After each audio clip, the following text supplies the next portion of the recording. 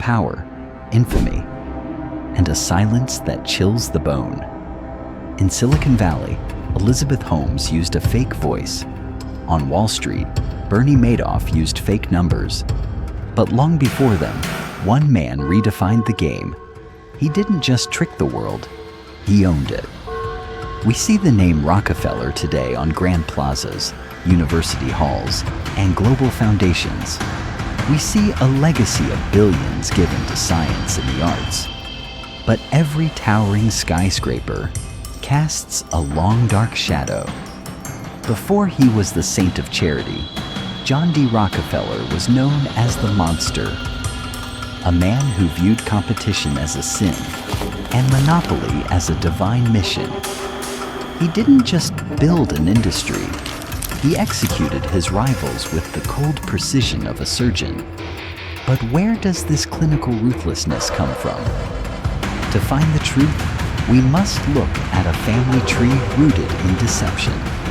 A father who was a fugitive, and a son who had to wash his hands in gold to hide the blood. Welcome to Dark Focus. Today we are Boss Top, the anatomy of the wealthiest empire in modern history. This is the dark genesis of the Rockefeller bloodline. Every empire starts with a secret. For the Rockefellers, it was a man named William, better known as Devil Bill. Bill was not a billionaire. He was a traveling con artist, a snake oil salesman who sold miracle cures for cancer, which were actually just flavored oil and laxatives. He was a ghost, disappearing for years to escape debts, only to return with rolls of cash and no explanation. But Bill's greatest scam was played on his own children. He famously said, "I cheat my boys every chance I get. I want to make them sharp." He would lend his sons money at high interest rates, then suddenly demand it back when they were most vulnerable.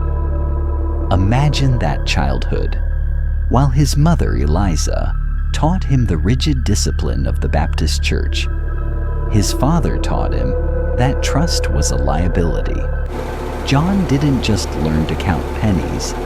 He learned to view the world as a series of transactions.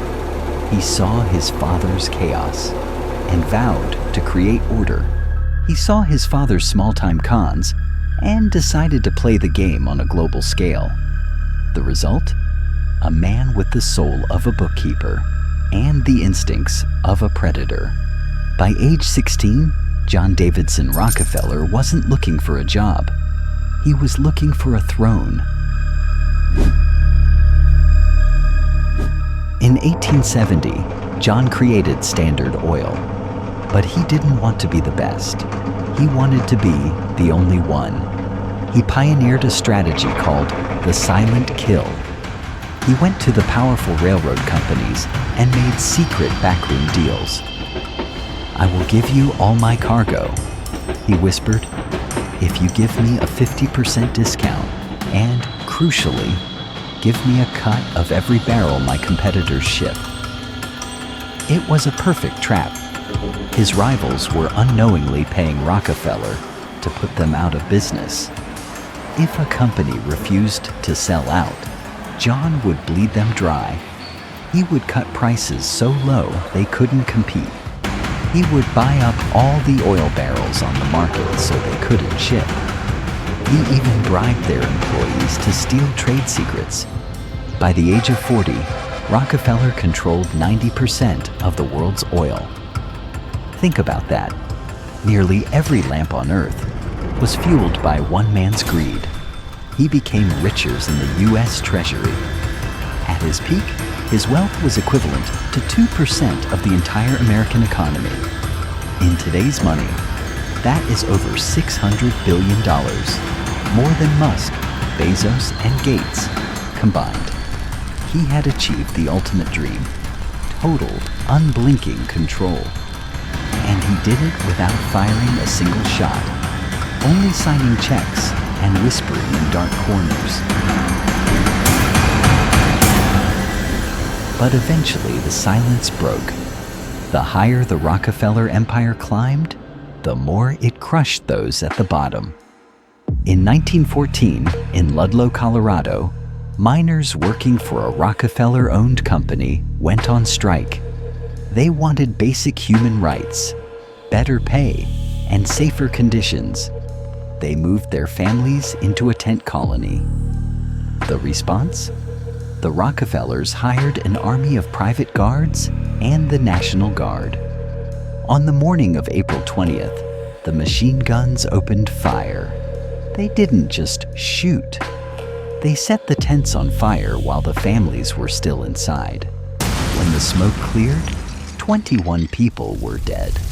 Among them were 2 women and 11 children huddled in a pit to escape the bullets, only to be suffocated by the flames. The Ludlow Massacre became a national scandal. For the first time, the Rockefeller name wasn't just associated with wealth. It was associated with murder. The public didn't want his oil anymore. They wanted his head. The empire was at a breaking point. It was here that the Rockefellers performed their greatest trick.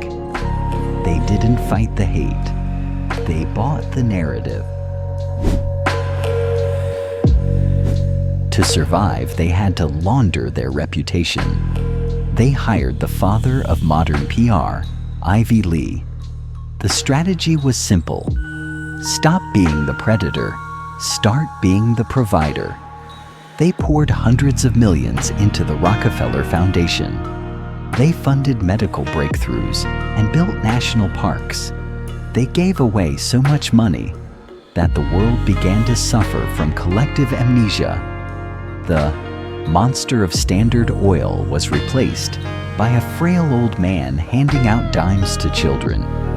The killers of Ludlow became the patrons of the arts. They proved that if you have enough money, you can not only own the future, you can edit the past.